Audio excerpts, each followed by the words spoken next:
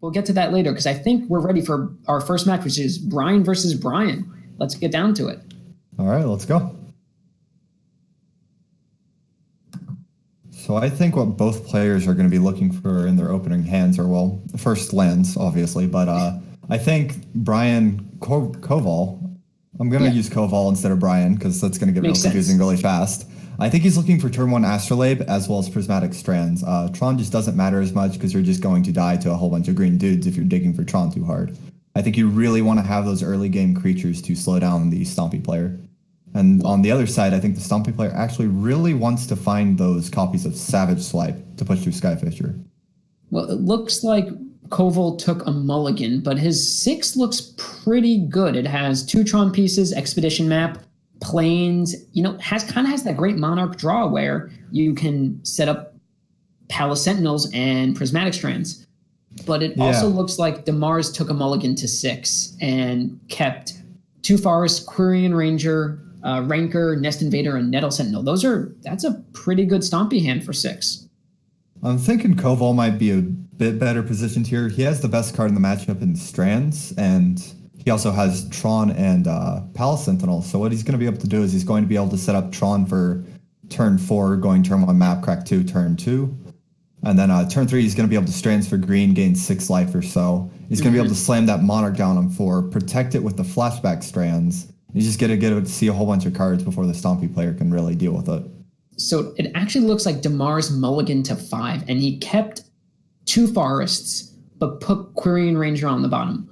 What do you think about Koval draws natural Tron? What do you think about that? Would you keep 1 Forest Quiron Ranger? I would probably keep 1 Forest Quiron Ranger. These latest Stompy lists, they don't have the elephant guides that the old ones used to have. So he curves out at 2, and that Quiron Ranger single forest, it gives him an extra body. It's just a 1/1, but every body counts, and it still gets him up to the 2 mana required. Well, it doesn't look like things are getting any better. Mars has drawn Forest. Yeah, and the other thing is that Nettle Sentinel there, he only has 2 green spells in hand, and you want to be attacking with every turn. The Quiron guarantees it untaps, but without it, you don't have that guarantee for 2 damage. So DeMars swings in for 2. Looks like he's probably going to cast the Nest Invader here, which makes sense. You can put the Rancor on the spawn, so to get around Monarch. Not Monarch Strands, but... Oh, yeah, that's pretty good tech. It does. But it doesn't matter when you're going to be facing off against a 2/4. So if you're Koval, do you go with Plains? I think you grab the island here. You want to draw Mulldrifter. Okay. Once you have Tron, Mulldrifter is the best card in your deck. Okay. He already has the 1 Plains, so he doesn't really need it a second that badly. There's no double white in the deck. So he just guarantees he has all his colors. I could also see Ash Barrens, it's very negligible and probably not worth it, but when you have Tron mana and nothing to do with it, that slight edge on thinning could be relevant. Well, he agrees with you. He got the island, plays the Snow-Covered Plains in hand, and is, like you said, set up to prevent 4 damage or, like you said, 6 damage on turn 3. It's a fairly low value Strands, but I think he's going to go ahead and jam it away because his game plan is Monarch next turn, and he really wants to be able to protect that. There's the Savage Swipe from DeMars. So that's a new card from Modern Horizons that's really kind of transformed Stompy. It's turned it kind of back into a contender. Yeah, the card's really powerful. If you've ever been on the draw against Stompy and they have Savage Swipe for your first creature of the game, you just feel like you can't win this game of Magic anymore. And it's just really facilitates those snowballing draws that Stompy can get. I played a lot of Stompy leading up to this league, and Savage Swipe just felt so good. So here we saw the Rancor go on a green creature instead of that token, which is understandable because if you put on the token and Koval has a Skyfisher, you're going to feel really silly. But which he runs 4 copies of, so you're far more likely to have a Skyfisher. But if Koval happens to have that 2 of Strands, you get pretty blown out here.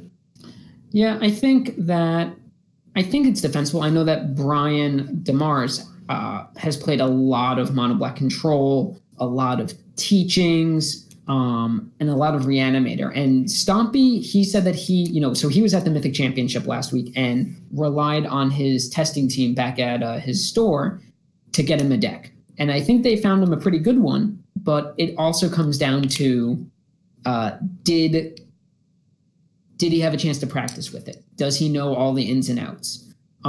So this is setting up something interesting. How is this going to play with the Monarch, Prismatic Strands, and that Savage Swipe? So I think what's most likely going to happen is, well, that's too many lands. So I was going to say is that Damars is going to play a land and Corval is going to be forced to flashback the Strands and Savage Swipe comes down the next turn.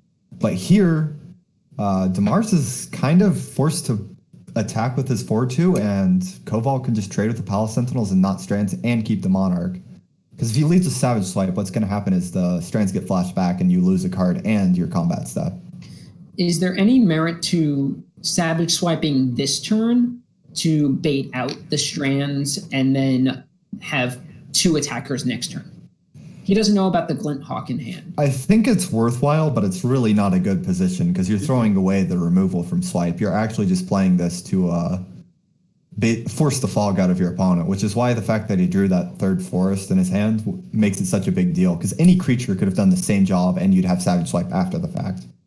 So I think it's pretty bad, because I think Damars, I'm going to check right now, but he does not have, he has left his forests off his, 16 forests. So he's drawn almost a third of the lands in his deck. On a mull to 5 too. On a mull to 5. Tucking the Quiron Ranger is really coming back to bite him here.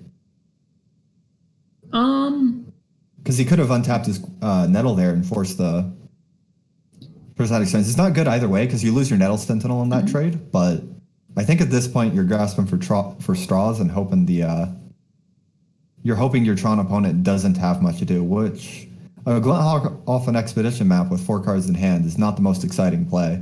No, it actually looks like, both of our players are a little flooded. Corval's drawn a lot of cards, but they've been a lot of lands and nothing really to sink it into.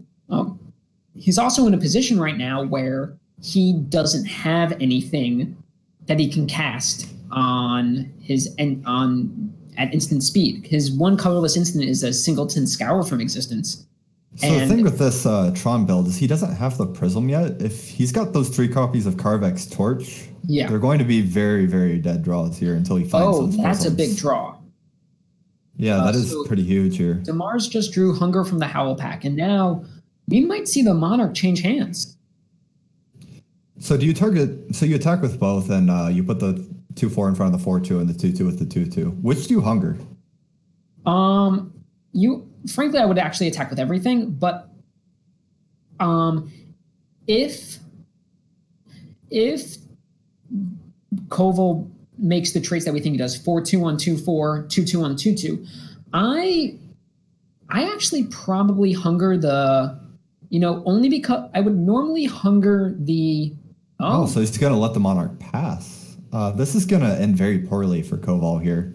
Yeah. He's going to get pretty blown out by this Hunger for the Howl Pack. Yeah, this is bad. So now Corval can always get it back. Now what we have is a pure race situation.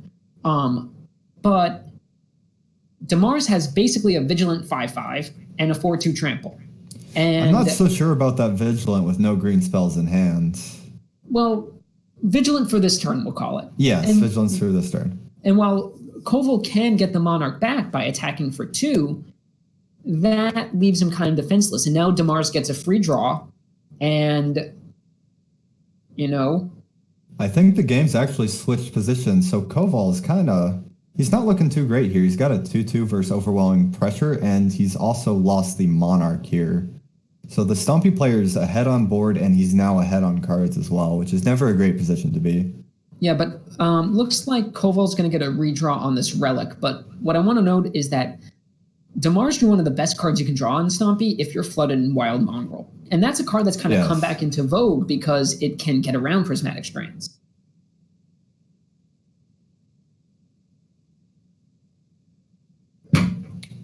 It's also worth noting it attacks into Skyfisher and Glint Hawk fairly profitably as well. The being able to get that 3rd toughness is a big deal.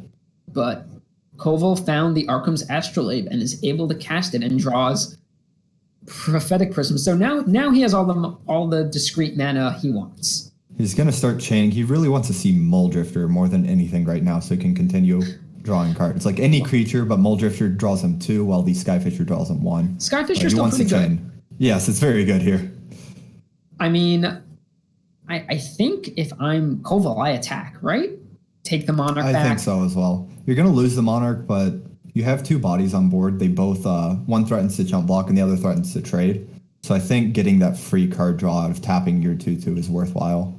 Now, if there are only 2 Glint Hawks on board, I think that's an interesting question. I'm not sure what the answer is, but there's another Skyfisher off the top here. I think it's a pretty easy attack. Yeah, the worst case scenario for Corval here is something like Vines of the Vastwood. Like, that just turns this into another blowout. Yeah. But I'm interested to see, because this interplay with Rancor now, Rancor on that 5/5 Nettle Sentinel could end the game pretty quickly. More lands, but and he played Mongrel. Yeah, so the deck curves out at 2. 3 mana I can understand because you want to go 2-drop, 1-drop sometimes, but the 4th mana is value with the Mongrel. Absolutely. You might come to miss that. Let's see. Oh, this is interesting. I think Corval's going to preserve the Skyfisher and not block. I think he's right. I think having the body is more important than. Well, he's not stopping the Monarch. I think there's too many spells off the top that blow him out. So it's basically the age-old question of what kind of Magic player are you? Do you make them have it, or do you respect it? And Corval here is going to be he's going to respect the pump spell here. That is a great draw. You take the 5/5, right? Yeah, definitely. Yeah. Rancor comes back, so you're really just taking the 2/2 if you go for the 4/2. Yeah, you take the 5/5, and that kind of sets Damar's back to the point where he is leaning on smaller creatures to get the job done. But Corval has drawn a ton of lands this game. He has. The deck runs quite a few lands, though, so let's see exactly how many. He's on 21 lands and 2 expedition map, 3 expedition. So that's quite a few lands there. He's basically drawing to 24 lands because he has no cycle lands to cycle an expedition map late game with.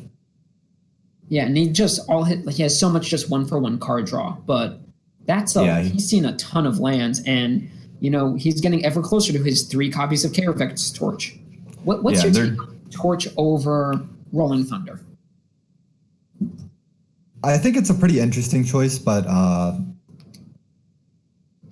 this list doesn't really see as many cards, so I think it's a little bit harder for them to generate double red. They're not quite trying to go, turn 20 like your average Tron is. I think they're trying to torch you for like 9 or so on turn 5.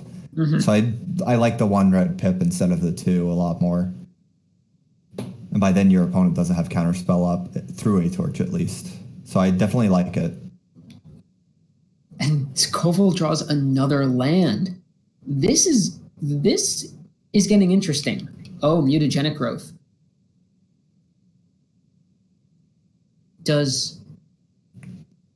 He's got +5 in hand because 1 from each card off the Mongrel and then the +2 from the Growth. Yeah, this is interesting. So if he blocks a Skyfisher on the trample, is he dead? I don't think he'll block like that, but is he dead if he does that? I think he is because the 1-point trample's through +5. So no, he's still 1 off there. That 1 land he played out that he didn't need to. Yeah. This is going to be huge because what's going to end up happening is Damar's is going to be able to pitch a forest. And then end up with hunger. That's going to be a big Nest Invader. And he'll have the Monarch. He'll draw an extra card. It's going to come down to this draw step. If Corval, rips Mulldrifter or rips Torch, he's in great shape. Does Weather the Storm buy him enough time? He's staring down lethal. I think he has to play Mutagenic Growth. If he blocks both creatures, at least the Mutagenic Growth has to show up. It does buy him a single turn. It doesn't give him a lot of life to work with after because it's only going to be 3 to 6 if Damars plays a spell. But Damars missed his opportunity to hunger the Howl Pack. It's not quite over yet. He gets to draw off the Monarchy first, and he may be waiting for the information. Yeah. But I'd like to see it fired off here as well. I think you have to. There is a fear of Journey to Nowhere, but unless it's coming off the top, I think Corval just slams it if he ever sees it, so I wouldn't be too scared of it. He didn't. He passed it, and doesn't really matter because now there's Vines of Vatwood. So these next draws with Glint Hawk are going to be extremely important for... I'd be pretty worried because Kaervek's Torch off the top is lethal now. There's 4 towers. Yeah. That's a lot of damage. So I'd be pretty worried. I'd try to be maximizing the damage I can get through and just ignore the value and the interaction from my opponent because I'm so close to dead. Yeah, you cannot play in fear of that Journey to Nowhere. I mean, you have to respect it, but you can't play in fear of it. And once he saw the draw, which was Vines of Vastwood, he should have absolutely snapped it off. I agree. Another land. Yeah, it's quite a few. Thankfully, the Monarch is a very powerful draw engine. It is when you have it, but right now, Damars has it. I think the attack is still free. As long as you have 1 or 2 dudes, preferably 2, because you don't lose the Savage Swipe off the top that way. But as long as you have 2 dudes, I think stealing it back is pretty free. But I don't think it matters. He needs to rip Prismatic Strands or Weather the Storm. That's really about it. Or Torch.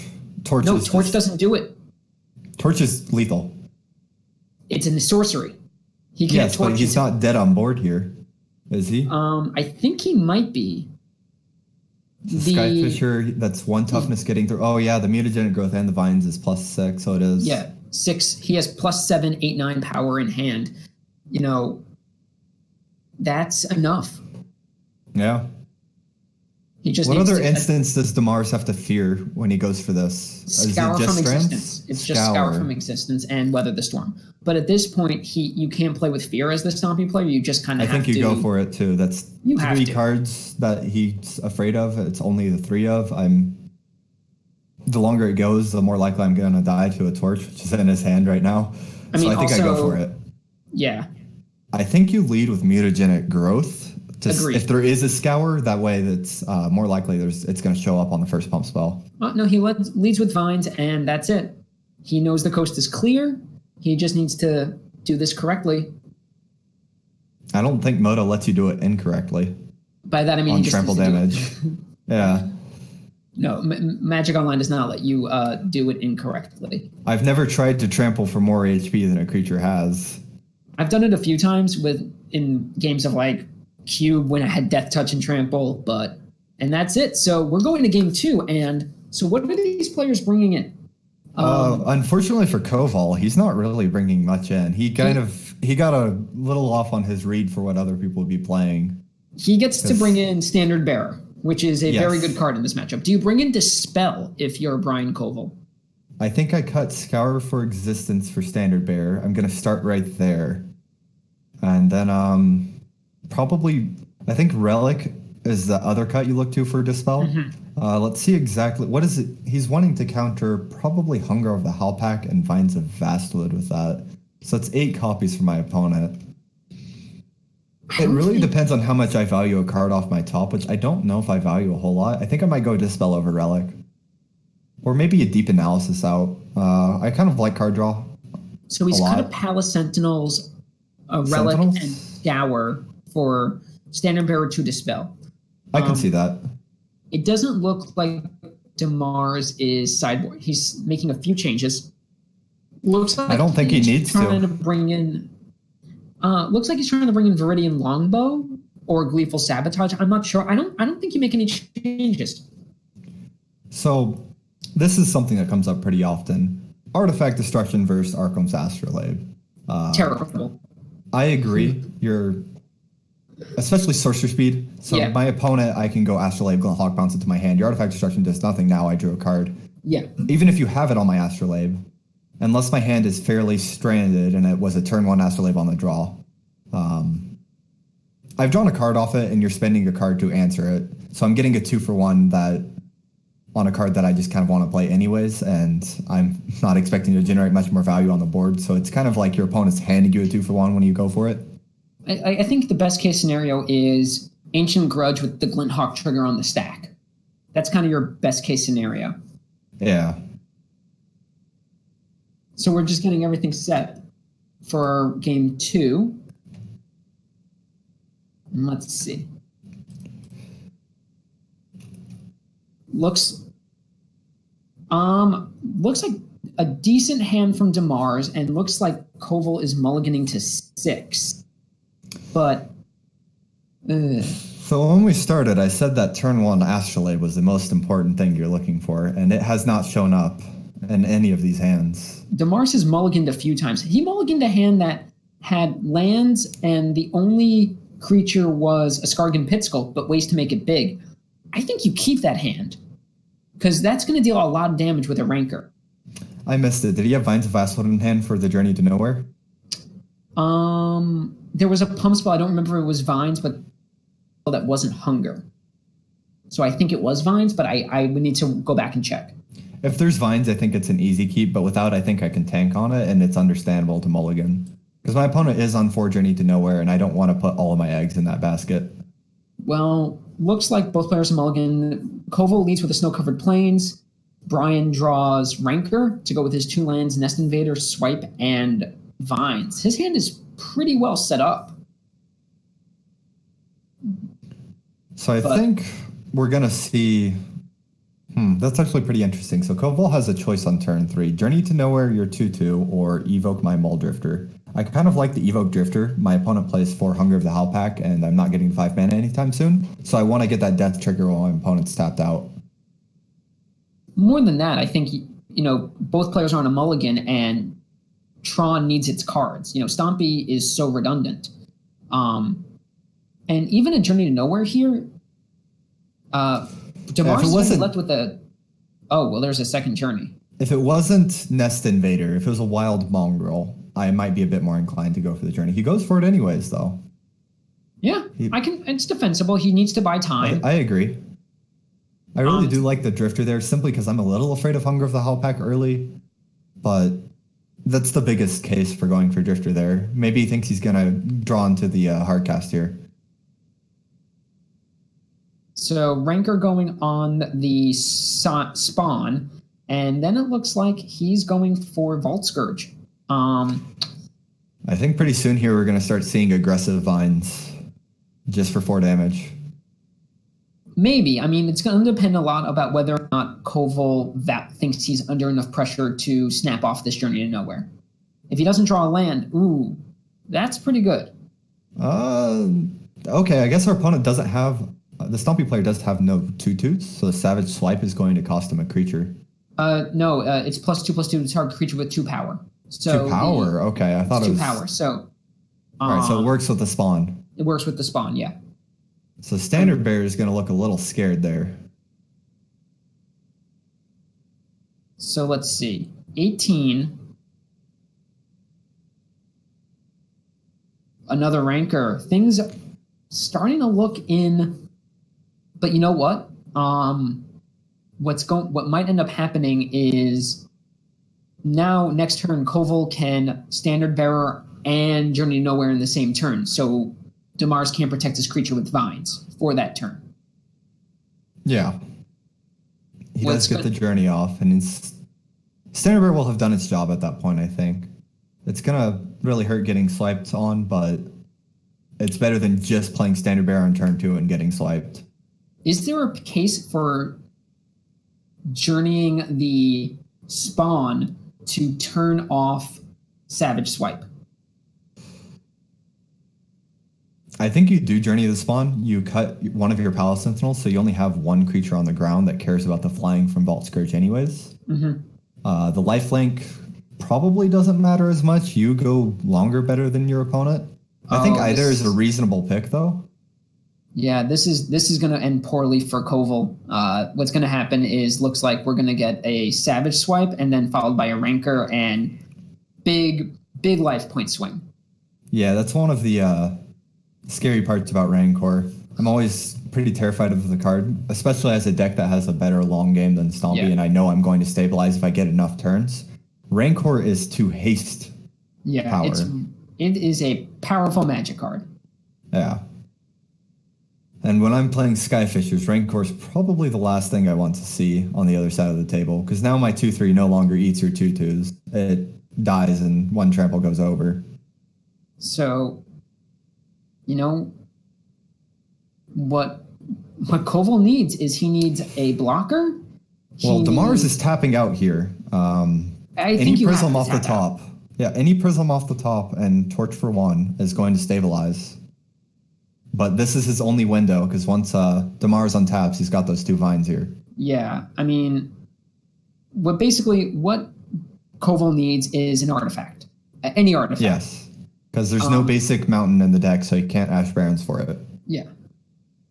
But is that an artifact? It's not. No, he's going to have to pass here, and he's dead on board. So let's see. That thing has 4 power. I think if you are Damar's, you go for it. You can't Strands it. I'd imagine Scour gets cut, so Dispel is the only card I'm afraid of, and then nothing's lost. Still have your creature on board. And so this is actually really important, because Brian Corval is 2-1 overall. You need 4-2 to make the playoffs, and now having lost, it looks like he's going to lose this one. That means he needs to win his last 2 matches. Meanwhile, Brian DeMars is 1-2 overall, and if he goes for it here, he puts another win on the board and is on his way to. Is he going for it? No Rancor main phase 1. I think he's going for it. He didn't go for it. He's playing it very safe and is getting. This Nest Invader, I think, shores him up anyways. So it does, but that draw, Brian Corval has drawn so many lands, and that's it. Corval really missed those prisms there. Yeah, he got them late, and So next up, I'm up against Andreas Peterson. I'll be playing him for the second time this league. Don't love my chances. Hexproof Boggles, whatever you want to call it, is a pretty tough matchup for Aristocrats, but... you are on the 2 copies of Serene Heart, though. What are you looking for game 1? Your deck has quite a few pieces here. I'm not seeing anything that cares about, or that Boggles cares about. Game 1, I am looking to play a Loam Dryad on turn 1, vomit out my hand on turn 2, and try to kill him on turn 3. And hope he doesn't draw Rancor or Armadillo Cloak, because then I can chump block. Yeah. If he draws those, I'm just dead. So this will be fast. Very quickly, want to say thank you to our sponsors, Cool Stuff Inc. Thank you to Wizards of the Coast for helping out and sponsoring this event. Really cool thing with Cool Stuff Inc. If you go and use the code, I believe it's PPL5, you'll get 5% off your purchase. That doesn't stack with other customer rewards. What's going to happen next is we're going to take a quick break. Next up in the booth, you're going to see the people who just played, Brian and Brian, and I'll be battling it out with Andreas. So we'll see you in a few minutes. All right, see you guys.